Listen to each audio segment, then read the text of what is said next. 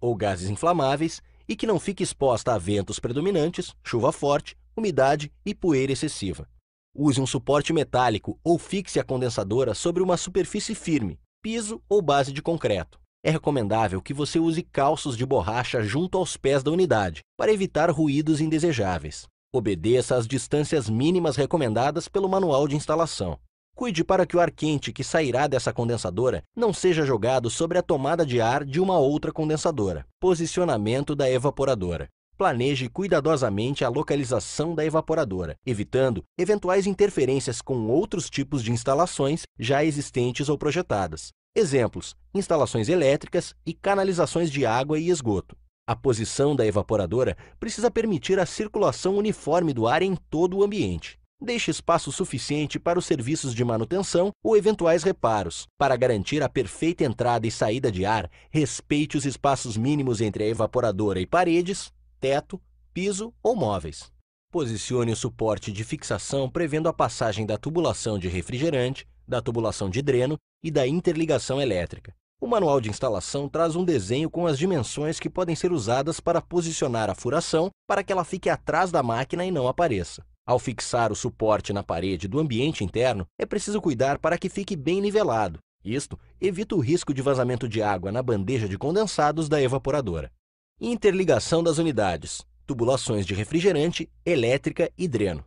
É por esta tubulação que o fluido refrigerante vai circular. Você precisa planejar por onde esta tubulação vai passar. É importante lembrar algumas recomendações em relação ao layout da tubulação. Quando a evaporadora estiver em um nível superior à condensadora, é aconselhável elevar a tubulação a um nível superior à evaporadora. Com este cuidado, evitamos um fenômeno chamado migração do líquido, que pode provocar a quebra do compressor.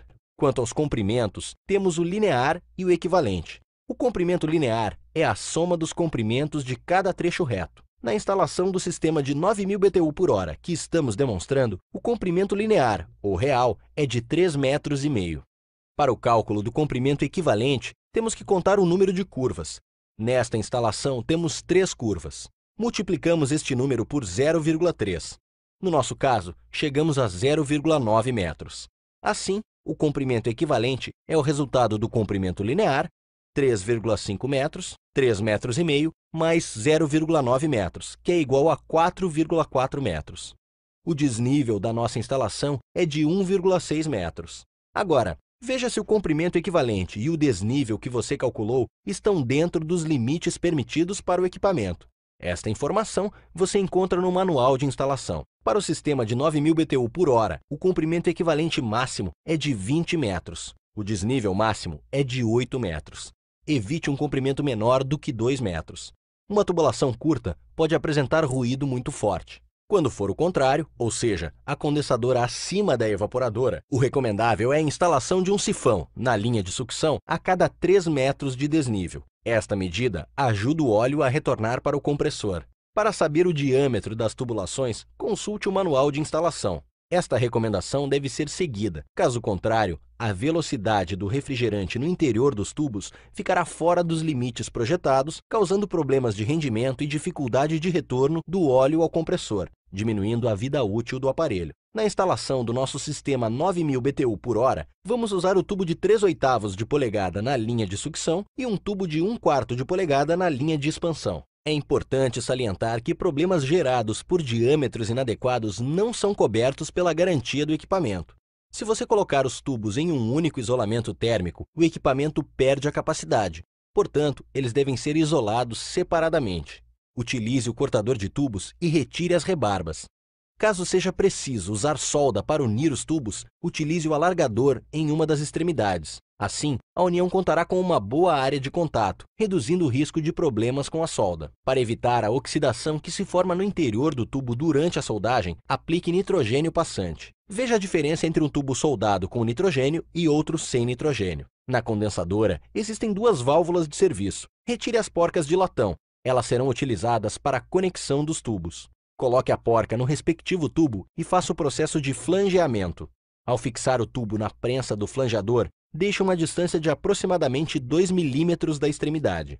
Para certificar-se que o flange está bom, observe se ele está cobrindo toda a área cônica da válvula onde o tubo será fixado. Além de cobrir toda a área da válvula, o flange deve passar facilmente pela porca. Conecte o tubo na válvula de serviço. Para fixar a porca, use duas chaves, para dar maior segurança e evitar a movimentação da válvula. Na evaporadora, retire as porcas dos tubos. Posicione os tubos de cobre e a mangueira de dreno de acordo com o lado por onde estes irão passar. Tenha cuidado para não danificar a tubulação durante este movimento. Nas laterais do equipamento, há tampas descartáveis para a passagem dos tubos e a mangueira de dreno. Aqui, em nossa instalação, vamos retirar a lateral esquerda. Para interligar a elétrica das duas unidades, são necessários 4 fios, um de cada cor, sendo 3 de interligação e 1 para o aterramento. Esta informação consta no diagrama de interligação do manual, assim como as recomendações para a seleção dos cabos. Recomendamos a utilização de terminais para a conexão dos cabos elétricos. Para este tipo de equipamento, é fundamental o aterramento correto das unidades. Conecte os cabos na borneira. Faça os flanges nos tubos de interligação. Verifique se o flange cobre a área das conexões.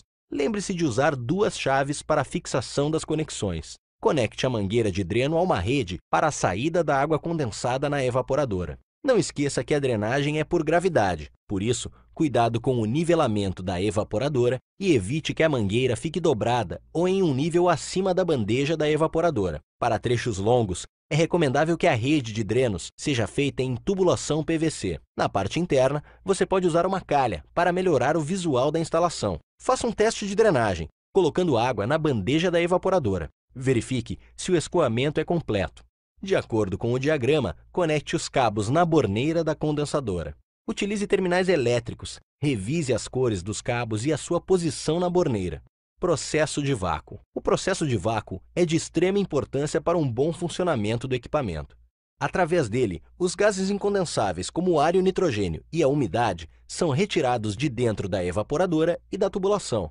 Os gases incondensáveis podem afetar a eficiência do equipamento. Já a umidade provoca alteração na densidade do óleo do compressor. Misturada ao refrigerante e ao óleo, a umidade forma um ácido que atinge o verniz do bobinado do compressor, provocando a sua queima precoce. Aqui você tem uma amostra de como fica a parte interna do compressor se o processo de vácuo não for bem executado. Para a execução adequada de um processo de vácuo, você precisa de uma bomba de vácuo e um vacuômetro. Você pode acompanhar a pressão interna pelo vacuômetro. A unidade usada para medir o vácuo é o micrômetro de coluna de mercúrio. Recomendamos que a faixa atingida fique entre 250 a 500 micrômetros. Para você ter certeza que o sistema está livre de gases incondensáveis, umidade e vazamentos, logo que o sistema atingir a faixa recomendada, desligue a bomba de vácuo e continue monitorando a pressão através do vacuômetro. O normal é que logo depois que a bomba for desligada, a pressão suba um pouco, mas com o tempo ela estabiliza. Quando isso acontece, o sistema está estanque e seco. Se a pressão subir e estabilizar em um valor mais alto, isto indica que ainda existem vapores dentro do sistema. Neste caso, volte a ligar a bomba de vácuo. Se após 2 horas a pressão não estabilizar em nenhum ponto, o sistema possui algum tipo de vazamento. Para identificar um ponto de vazamento, utilize nitrogênio. Primeiro, certifique-se de que as válvulas de serviço da condensadora estejam bem fechadas. Instale o manifold conectando o cilindro de nitrogênio ao sistema.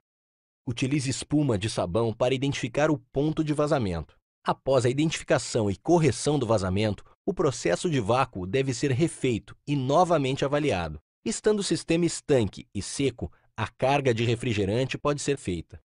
Carga de refrigerante. O X-Power utiliza como refrigerante o R410A, uma mistura que não destrói a camada de ozônio. Alguns cuidados devem ser tomados na sua utilização. Ele não deve ser misturado a outros refrigerantes como o R22. Na instalação, não deve haver resíduo de óleo mineral, pois o R410A somente é miscível com óleo poliéster.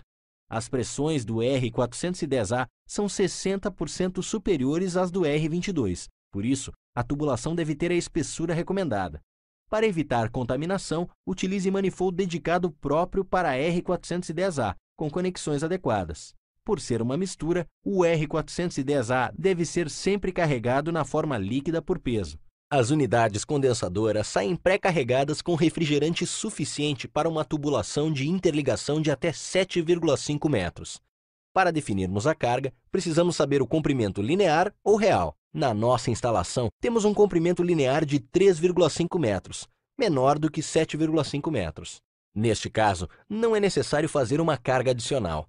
Basta abrir as válvulas de serviço. O refrigerante levará alguns minutos para estabilizar dentro do sistema. Portanto, só ligue o equipamento após 3 minutos da abertura das válvulas. Nos casos em que o comprimento linear ultrapasse os 7,5 metros, você deve calcular o comprimento excedente. O comprimento excedente é o resultado do comprimento linear menos 7,5 metros. Por exemplo, se você tiver a instalação de um equipamento 9.000 BTU/hora com 10 metros de comprimento linear, então você terá 2,5 metros de comprimento excedente. Veja no manual de instalação a carga adicional. Para saber a quantidade de refrigerante que você precisa adicionar, multiplique o comprimento excedente pelo valor disposto na tabela. Pegando o exemplo que acabamos de ver, multiplique 2,5 metros por 20 gramas por metro, ou seja, você deve adicionar 50 gramas de refrigerante. Vamos aos procedimentos para fazer a carga adicional. Conecte a mangueira de serviço do manifold. Purgue as mangueiras do manifold. Pese o cilindro com a carga.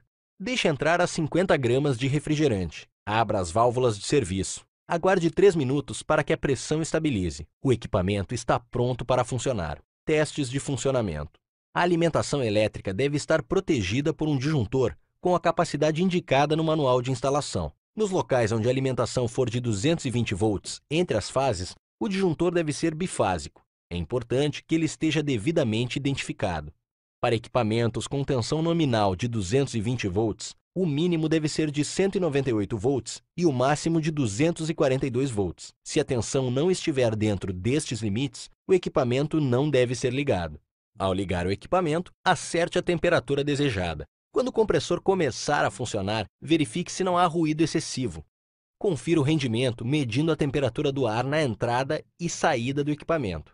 Faça este teste depois de 20 minutos de funcionamento. A diferença entre estes dois valores deve estar entre 8 e 12 graus Celsius. O cliente deve ser orientado sobre a forma correta de utilizar o equipamento. Explique que o equipamento possui a função autodiagnóstico, que ajuda a identificar eventuais problemas.